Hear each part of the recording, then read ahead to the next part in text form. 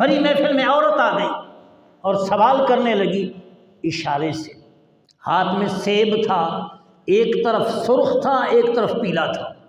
امام اعظم کے سامنے پہلے سیب کا سرخ حصہ دکھایا، پھر امام اعظم کو سیب کا پیلا حصہ دکھایا۔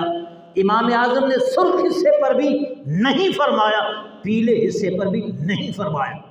عورت سوال کر رہی ہے، امام صاحب جواب دے رہا ہے، لیکن محفل میں لوگوں کو بات کی سمجھ نہیں آ رہی ہے۔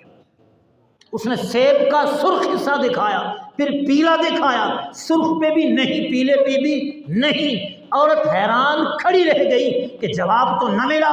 امام صاحب نے فرمایا سیب مجھے دے دو۔ جب سیب امام صاحب کو دیا گیا، امام صاحب نے سیب کے 2 ٹکڑے کر دیے، 2 ٹکڑے کر کے اندر کا حصہ دکھایا۔ عورت نے اس بات میں ہاں میں سر ہلایا، عورت سمجھ گئی سیب کے ٹکڑے